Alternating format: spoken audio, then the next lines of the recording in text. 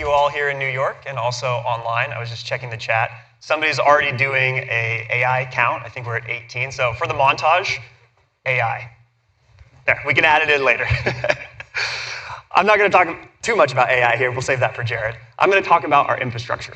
We all love fast sites, both developers trying to build something that loads really quickly and customers who are trying to build that really snappy product experience. And on Vercel, we give all developers, even y'all in the free tier, the fastest possible experience out of the box. But everything's fast at Hello World, right? We want to help you stay fast over time as your site grows and as you become more successful. So let's talk about some of the improvements we've been making to our function startup times, as well as our global infrastructure to make this possible. And let's start with cold starts.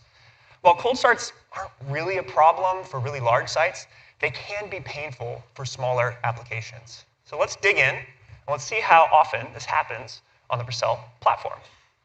So Vercel serves about 100 billion requests per week. Decent amount. And a subset of these functions power your Next.js applications, your APIs for your Svelte pages, or your dynamic e-commerce stores built with Nuxt. Now, of that subset, about 0.5 of those function invocations are cold starts. Now, I know what you're thinking. Lee, that's BS. I've felt that. I've had a site that started up slowly. It was painful. And they do exist, especially for customers who have lower traffic sites.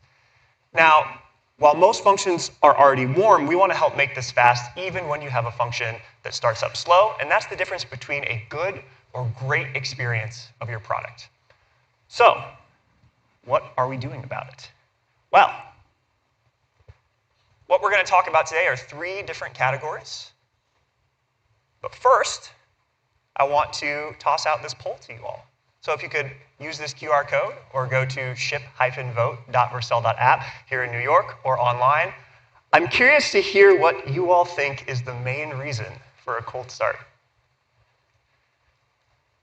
We're going to have a couple options here for you to check out. Is it Vercel's infrastructure? Is it the framework runtime? Is it user code? Or my favorite, is it a skill issue? If you're talking about me, it probably is a skill issue, so I can see why that one might get more votes than others. So we'll let the votes tally in here a little bit. Got people online, people here. That's a pretty close race. Let's see, skill issue is it going to win out? Maybe. Okay, framework runtime takes the lead, the fastest horse in the race. Okay, we'll call it for here. We've been digging in further on all of these options, and we want to talk about how we can improve this startup time across the infra, across the framework code, as well as user code. So all 3 of these make up a cold start, even though sometimes it's a skill issue for me as well, too.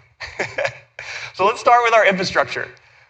Vercel functions now get proactively initialized. You can think about this kind of like how prefetching works in Next.js. So as a request to a function comes in, we're able to automatically start up that function ahead of time with no manual work required. You don't need to go in and tweak any knobs. It just keeps it fast. Now, let's say you do have a cold start, which does happen. How can we make that as fast as possible? Well, of course, as the kids are doing, we have to rewrite it in Rust. That's the solution, rewrite in Rust. Now, I know it's kind of a meme, but it actually has been extremely impactful for us. So we recently announced our Rust-powered Vercel functions, and we've seen 80 millisecond faster cold starts on average, and 500 milliseconds faster cold starts in the largest applications. And this is data coming from real Vercel customer traffic as well, too. So that's our infra.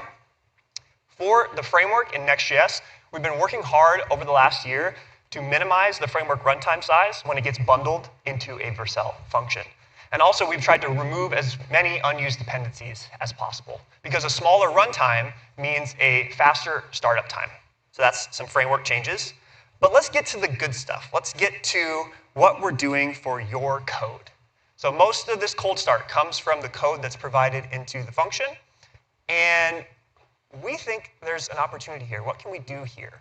Ideally, there was a way that we could just optimize this user code for you. Well, today, we're excited to announce bytecode optimized Vercel functions which we've been validating with select customers. We've seen up to 30% faster cold starts for larger applications from these bytecode optimized functions. And this is huge because most of that cold start time is from the heaviest object in the world, my node modules folder.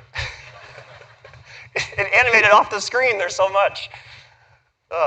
So let's talk a little bit about how this works, how this bytecode optimization works. So a visitor comes into our site, it invokes a function, and then the code, my source code, gets read and compiled down into that bytecode. Can you believe that? At runtime, it's parsing and compiling all of that code before just ultimately ending up in this, that's real bytecode. I mean, if it all ends up as bytecode, couldn't we just give the function bytecode directly? And well, that's exactly what we can now do with Vercel functions. This is going to be rolling out to all customers in the coming weeks, and we're really excited to see these further improvements to cold starts. Now, what's better than running compute or having a cold start or no cold starts? If you don't have to run any compute at all. So let's talk about partial pre-rendering, which was a new experimental rendering model which we introduced in Next.js 14. With PPR, you can optimize a significant portion of your page to be static. Then you can leave holes for the dynamic content defined by your React suspense boundary. So the static parts can get streamed to visitors instantly from the nearest Vercel region without blocking and waiting until the personalized components, like the cart, or my user profile, or that promotion that's going to allow me to get 40% off. So those are able to then stream in on demands. So this not only means that cold starts now are more rare and faster, but they also get to happen in parallel while you're running these static fetches and the dynamic content is streaming in. Now, we've been making improvements to PPR for many months now, and we're looking for your feedback as you experiment with it and try it out. To make this easier, you can now try out PPR on a single route versus opting in your entire application, and that change is included today with the Next.js 15 release candidate. Woo!